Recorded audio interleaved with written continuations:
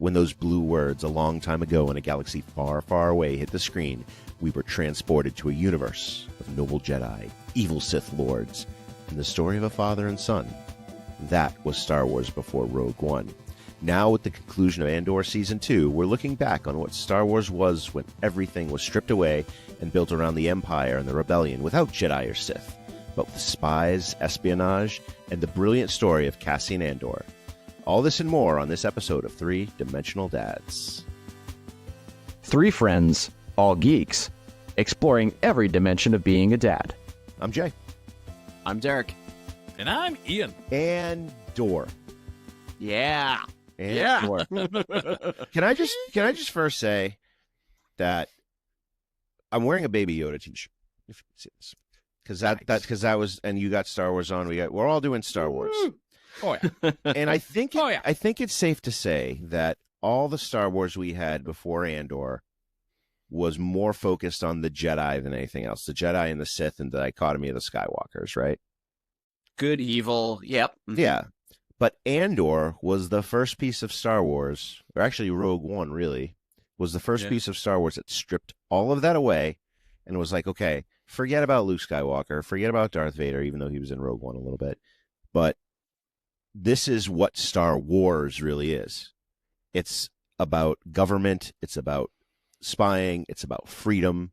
And I don't even know if Lucas really intended that when he created it, because he was doing this mythology. But the government intrigue and the spying of Andor is just, that's what makes this, I think, one of the best pieces of Star Wars in all of Star Wars. It was definitely made for grown-up fans. Yes. Like, I kind of realized that, Lucas often says that Star Wars was made for kids. Mm-hmm. But Empire Strikes Back was not. Oh. Empire Strikes Back is way more grown-up and adult and heavier. Sure. Phantom Menace. I mean, I think the same kind of odd balance in Phantom Menace where, like, it's about trade blockades and it's about the Galactic Senate. And tariffs. Jokes. Right, yeah, and tariffs. But then there's like Jar Jar and poop jokes, and it's like there's been this thing where is it for kids, is it for adults, and they try to have both. They try to do both at the same time, so that doesn't always work. Where Andor, I felt like, is one where this one was for the dads. It's mixed. This is not. I actually think Andor is beyond that. I think Andor is for people that also aren't really into Star Wars. I really think it opens up the audience to what this could be to a greater mature audience. It has a lot of, call it Law and Order to it, right? It has a lot of drama to it, and action in a way that I feel like you're stripping out the fantastical, you're stripping out the unrealism of the Star Wars world, and you're making it about people, and you're making it about government, and you're making it about espionage. And I think that's what connected to a more mature audience. I mean, you heard it talked about on like morning talk shows, like, have you seen Andor, right? I mean, to people that just, it's beyond lightsabers. So I think that's really fascinating. Let's take that premise, right? All the other Star Wars properties, Mandalorian, great show. So was Boba Fett for the most part. Okay.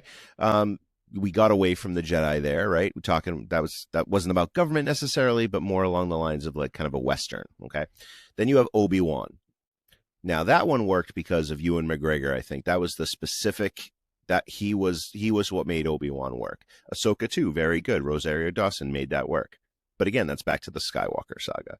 Bad Batch and Tales, the animation, the Japanese animation stuff that they did, pretty good. Not really necessarily about the Skywalker stuff, but it was different. Acolyte, very mixed. Andor, I think, is the most different of everything like this. And I think, Derek, you're exactly right. It took all the stuff out of Star Wars that kind of made it into this fantasy thing. And like, if you took the story of Andor and put it on Earth, it would totally make sense too. Yes. I thought Revolutionary War. I mean, I thought, it reminded me a lot. There was some show a while back that I can't remember now, but wasn't that, there have been some of these like prestige TV shows that it's about rebellion and it's about these characters. And you could change the situation and it'd be, same kind of show. I don't know if any of you watched the episode recaps, but the Gorman Massacre was basically based upon the French Revolution. Yeah. That they clearly, and you could tell, right? They actually had the actors speak a dialect of French. They made up the language of the Gormans in relation to French, and it totally paralleled kind of like the French Revolution against like the oligarchy, right? And that was amazing in itself. I'm glad they didn't break out into "Do you hear the people sing?" though. I think that would have. Well, they did. Do you hear the courtyard? They did. It felt like that, yeah. I know. Okay, so here's how this is going to work. Okay, we're going to do like old school, like good. Give us one good thing, then we're going to do a round of bad things, and then what I call a standout moment, something that says to someone like, "Oh, I'm not into Star Wars. I don't want this." I'm like, "Well, when you see this moment, bang, you're in." Okay, I will start. What I loved is the dueling kind of stories of kind of that intrigue between the rebellion and the ISB, right? Both organizations were having their own kind of internal struggles, and I thought that parallel was really cool. So it's the same story, in my opinion, but with two similar arcs, but from two angles. The rebellion, more straightforward. What do we want to do? We want to destroy the Empire. We want to get these systems free. But I think besides Andor, one of my favorite things was Deidre and her role as that ISB officer who isn't rebelling, but she's being duplicitous. She wants to be she wants to kind of, I don't know if it was a like gender thing with like a woman in a man's world thing, but she was really fighting against an uphill battle trying to get, higher up in the ISB. But when she's outplayed by all these other things, she starts getting reckless, and that led to her arrest at the end. By the way, spoilers all over the place. If you haven't seen the whole thing by now, then God be with you. Deep cuts. Make sure you watch it. Yeah, but I think that parallel story was genius. That was mine. I liked how much the rebellion struggled. Yeah, that Andor shows up and doesn't even know if these people were fighting the same war. We're on the same side. That was great. I was really confused by the beginning with that. I totally didn't really understand what was going on. That's actually kind of like something in my criticisms of it. But yeah, Jay, you're totally right. Actually, the actress that plays Deidre was like amazing.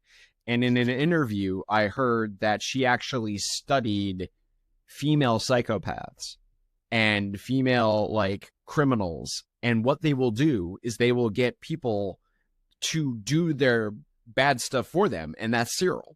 And I think like the way it's so amazing after the first season they develop a relationship.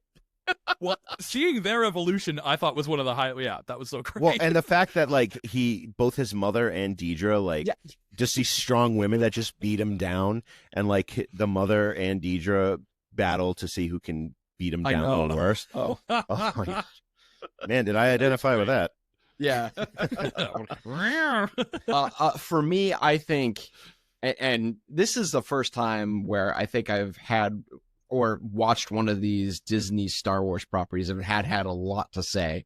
I think that hands down, this is some of the best world building and storytelling, let alone the fact that they had to introduce all these new characters, especially for the compressed time frame they did this in, right? Where they did these 3-episode chunks and this 3-episode release schedule. I thought that was very impressive. Yeah. For just the world building and the story building they had to do. The parallels to real life and how grounded it felt in like it's a true universe that you could go to was amazing to me. There was not a lot of over-the-top CGI. There was not a lot of over-the-top green screening. Everything felt like it was the real world, but in a galaxy far, far away that you could go to. And another thing that I really like that I don't think we really have seen in the Star Wars universe that kind of paralleled our own was the news. Yeah. This is the first time I've seen, right, where you had these cameras and these reportings. You never knew how things got around to the Senate or even in the galaxy, right? The fact that there is just like a regular news broadcast that it can be showing the Imperial dirty work, right, to a big audience across the galaxy was very interesting. And it would be, I don't know if there was more of a story that they wanted to tell there, right, with kind of trying to shut off the cameras to like what's going on, or did it expose the Empire or not. But I thought there was something very new for Star Wars that I really enjoyed that was exploited through the series. Media. Yeah. And the spin. That was really well. Lucas has always compared Star Wars with kind of Nazi Germany, and what was one of Nazi Germany's first moves to control the people was controlling the press. Yeah. Right. Exactly. Ian, what about you? Sure. So some of my favorite things with Andor is, yes, it's the storytelling. And for me, I thought it was about the characters and their motivations. Yeah. Is that the wants and the drive behind each of these. We have people on the good side and the bad side, but what they want and what they're trying to accomplish was very clear. And I think we all know, I mean, coming from Rogue One, we all know that the great Death Star plans, and that's where Rogue One's headed. So, like, the big story that they're telling, we already know. But the day-to-day drama and the ins and outs of these characters, I thought was just so great. You don't need to have those giant... The galaxy doesn't always have to be, the big story that's going on. I think that was awesome. Actors, again, Luthen was, I think, one of my MVPs as far as an actor was Denise Go. Such a great performance. I love, he's such a prestige-level actor. Just he could say anything, and it sounds just amazing.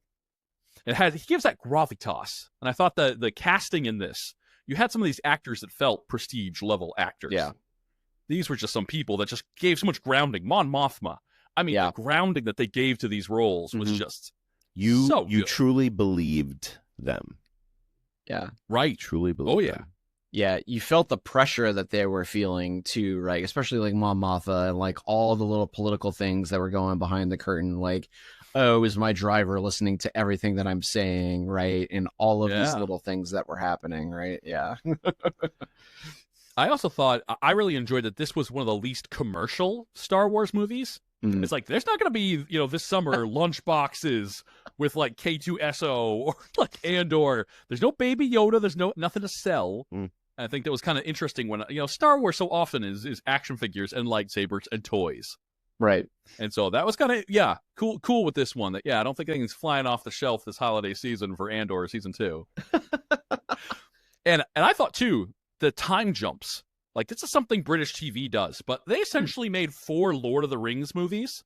Where it's like, they're 3 hours each. That's a lot of Star Wars. Yeah. Part of one of my critiques is, on a Tuesday night, it's time for bed. It's 9 p.m. on the East Coast.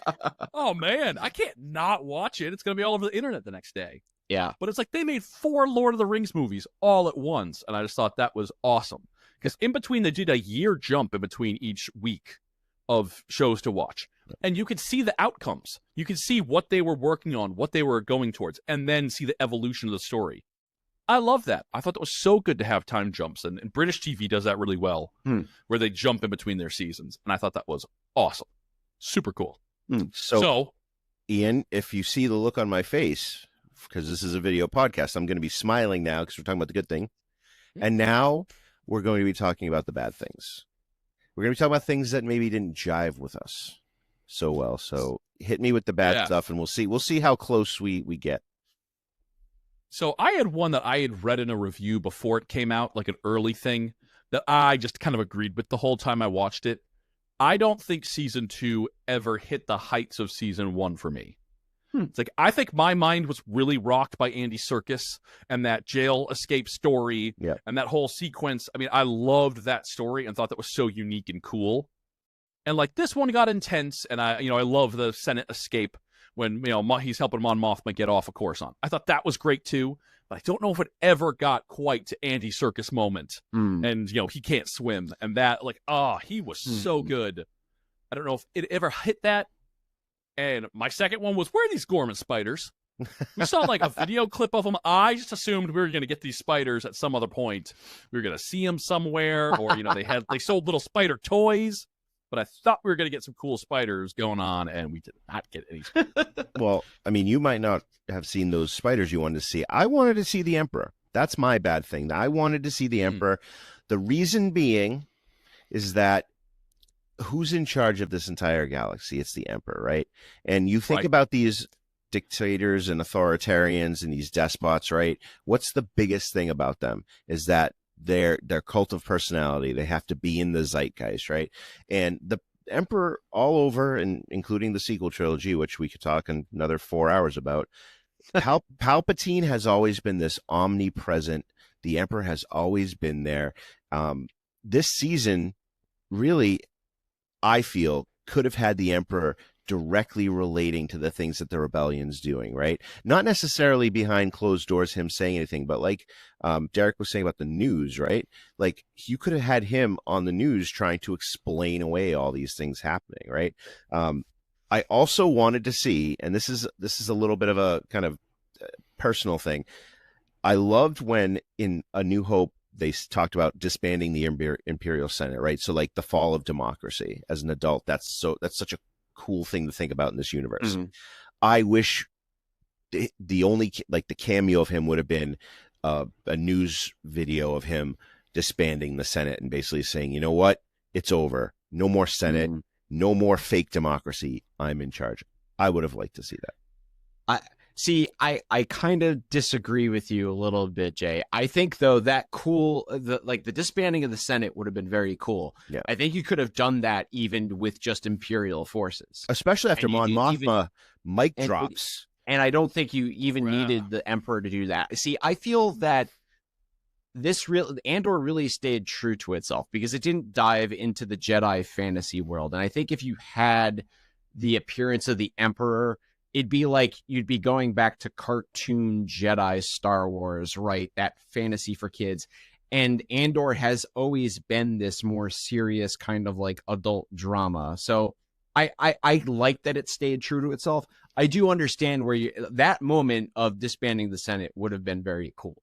And I think like how they did the Gorman massacre, I bet you could have done that in a way. And that goes to one of my criticisms, and I don't have a lot. If anything, I'm nitpicking on this show, right, is that I felt that the timeline running up to Rogue One was very rushed. Like the last 3 episodes, I feel like you could have put a lot more in the context of that story. I just feel like when Luthen gets the information about the Death Star, it's just kind of like a little birdie told me. And I feel like you could have extended that story out a little bit more. You could have shown some of Jyn Erso and the scientist and the energy project that the Emperor had. What would happen, right, if you saw like the scientists that were working on it and all of a sudden like, oh, this isn't for making energy, this is for making a giant weapon. And then getting the pilot to like, we need to get word out about this and the intrigue of that and the political moves. I really feel that if you gave this another season or some of those episodes a little bit more breathing room, and I know they were trying to squeeze this all into one season, that you could have really like even expanded upon that creation of the Death Star and why it was so important that the rebels, right, formed against this. To have a little more Oppenheimer. Yeah. I definitely, I was thinking Oppenheimer the whole time. If you go the parallel, right, Galen Erso, the scientist who created the Death Star, he is Oppenheimer.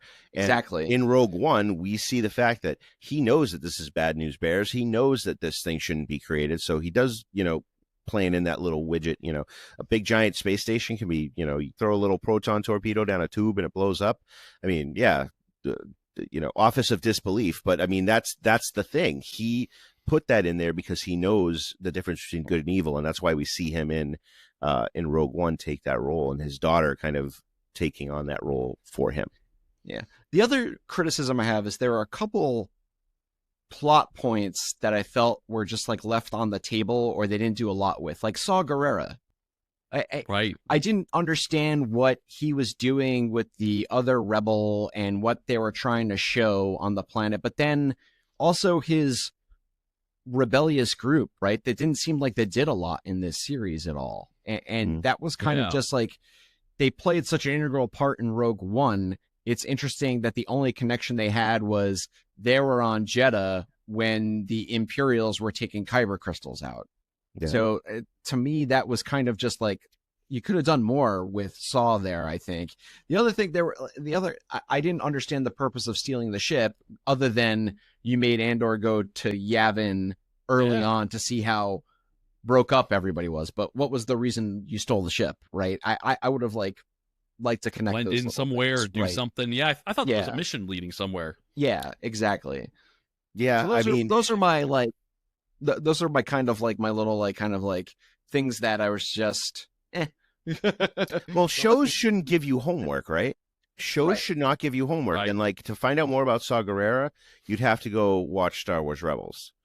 right? Yeah. And the Clone Wars. So it's like you shouldn't have to have homework, but I really would have liked, because it's almost like what I took that as, and we'll get to kind of our standouts in a second, but that Saw Gerrera group, I think that was like, if you look at like extremist groups or rebellious groups, right? Like, and I don't want to like make this too real worldy, but like, if the rebellion's kind of like we're gonna retake, we're gonna use subterfuge, we're gonna use insurgency, like Saw Gerrera's like, that's too slow. I'm taking these guys and we're gonna start hitting everything we can and blowing stuff up. They're like the extremists, right? Right. But I would have liked to see that play out a little bit more.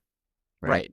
And it was ripe for so many good standout moments with Saw Gerrera because he was such a powerful entity in Rogue One. But there was tons of standout moments in this. Derek, what was your, like, give me your one, if you had to sell someone on this show, what would you do? I mean, the episodes and just the world creating they did for the Gorham Massacre. Yep. I was glued to the TV that whole episode, and just how tragic they made that was just unbelievable to me. I really just felt for all the characters and what they were trying to do in that moment. It was unbelievable. To me, that was the pinnacle of the show. That was the Andy Serkis moment, really, for me in this series, was the Gorham Massacre. And you see the droids that come out. That's another thing, right? I mean, you didn't realize how powerful those things were. Yeah. Until you saw this, like, them throwing people around, right? And, you know, them setting this whole thing up to try to flush out, you know, the rebels on this was just unbelievable, right? And how they also tried to twist it in the Senate, saying that these people are, you know, attacking our Imperial soldiers and things, I thought was very interesting. Yeah, and in the Star Wars world, droids are always weak. They're like, no, the Wookiees rip your arms off. Right. Droids don't do that. But if you have a K2SO droid, those ones would rip you. the other standout moment I had for this had to be Elizabeth Dula is Keela. Oh my God. Like, her story arc in this, what a badass. I mean, as badass as Princess Leia, in my opinion, like, just unbelievable. Like, just how she kind of was like this unbelievable person that had to confront, you know, the person that destroyed her family and team up with them. And yet she hates Luthen, and she both loves him and loathes him at the same time. That she follows in his footsteps, but also has to do the right thing for the rebellion in the end. I just thought all the scenes with her, whether she's just taking out the transmitter or, you know, she had to do what had to be done at the end, were just I loved her breaking into the hospital. I thought that was a so sequence. Seeing how she blends in and sneaks, and like how much of a spy she is, that she puts on the nurse's outfit and she like blends in, but then she shoots guys. You know, that was so takes good. The old lady in the chair. Mm-hmm. Like trying to get in. Right. Yeah, just so James Bond. It wasn't that particular actress, but when they were flashing back to Luthen and her as a child and the bombing on Naboo, and Luthen's just like, don't look. Yep. Don't look. And like, you know it's Naboo, it looks like Naboo, and you can kind of feel that, you know, you can feel that tension because, you know, was it 20 years ago? You know, there was a war on that planet with the Trade Federation, and the Jedi were there. And like, you know, that history, that Naboo has seen some stuff. And so Naboo is again seeing some stuff. I thought that was great. What about you, Ian? What about you? Mike's standout moment is when Mon Mothma finally gets her bob haircut. Her hair is long this whole show. And I'm like, come on, we know Star Wars, she has the bob. We're waiting for it. And then I got that moment. I was glad. It was like the last second she came out. She's like, Yavin 4 also has a beauty salon. And she got like a nice short. You know, you're on Yavin. You gotta have it short, so not droids with flobies. Yeah, exactly. I also thought the Force healer was a moment that I love them making the Force and Jedis are on Yavin. But it's our old hermits. It's this like wacky religion that's, you know, and I like that pivot where instead of all the lightsabers, and even in Rogue One, we get like the hallway scene with Vader. That's like the best thing ever. But people don't expect it. And Jedi have suddenly become a myth. I wonder that with like, he was on, how is Andor on Coruscant as much as he is? But like the Jedi Temple was there 15 years ago, something like that, 20 years ago, but then doesn't believe a Jedi healer. Yeah, I mean, some inconsistencies, but my standout moment also had to do with Mon Mothma. I appreciate your love of her haircut. I think that's fabulous. But all style. I'm gonna go back a little bit in that sequence of episodes, and I'm gonna go. And her acting was good, Jay. Acting with the bob. Genevieve O'Reilly on the, I don't want to say on the floor of the Senate because she's floating in a little pod, right? But when she gives that speech where she basically says, "I am putting the crosshairs on myself to bring to light that the fact that this is no longer a republic, it is an empire, it is ruled by one, the Senate doesn't mean anything." You have like, Bail Organa's there. I think I didn't really recognize him, but that was, looked a little different. Yeah. Jimmy Smits went bye-bye and Benjamin Bratt took over, but it puts, I think that speech, and yes, I wanted the Emperor to do something too, but that one speech puts the rest of the OG trilogy in context. Everything she says there is like, okay, now we know why people are going to join this rebellion. I think, again, it's such a great show. I do want to wrap up, and I want to wrap up with, okay, now that we have this amazing show, what can Disney learn from not only Andor, but from the varied responses of all these shows, right? And my advice to Disney, I mean, we love to give our advice to these people who make millions of dollars, right? Jedi and Sith are not the only horse in the race. The storytelling of Andor really proves that you can have success without, black and white, good versus evil. You can have waters that are muddy, and you can lean into that, right? And I think you can also probably lean into that with Jedi and Sith stories. You don't have to just focus on the mysticism of it. You can have the Jedi, and I think Acolyte tried to do this, but it failed. You can have the Jedi and Sith in an environment where there's political intrigue and the puppetry of using the Jedi and stuff like that. I hope that's what we're going to see in the Old Republic a little bit. Derek. Storytelling. I think storytelling really makes a huge difference. I think there's something for everyone in the Star Wars universe. To me, I made a parallel to this, and I was thinking about this. This felt like the realism of Christopher Nolan's Batman, but in Star Wars with the sense of realism. And I think there's an audience for that. I don't think it just needs to be about magic and, just fantasy. I think you could have these mature shows for an audience. Yes, and that's my point too. I completely agree that I feel like Disney can have these mature shows that are for the dads and they're for the older people here. The people that like connected with the Senate storyline in Phantom Menace, or the darkness of Empire Strikes Back. And I think that Marvel's doing this right now with Deadpool and Punisher and Daredevil. Like, we get these kind of more grown-up stories. Because when they're shooting straight down the middle and it's supposed to appeal to everybody of all ages, I feel like you lose some of the storytelling power that you can have. Well, I mean, just again, to close, such a great show. It's one of those shows that I think I need to rewatch from season 1 so I can understand it a little bit better. So why don't we end right there? I'm going to go back and I'm going to start season 1 over again. So until then, we'll see you next time.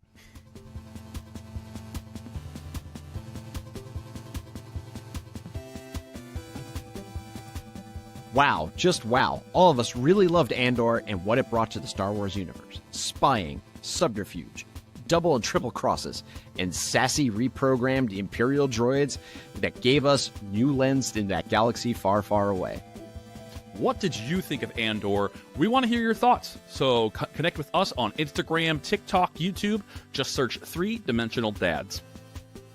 It's that time of year. It's time for our annual summer movie preview. That's what's up next. We got some big thoughts about the comic book movie juggernauts, Superman and Fantastic Four. What will DC and Marvel look like this summer?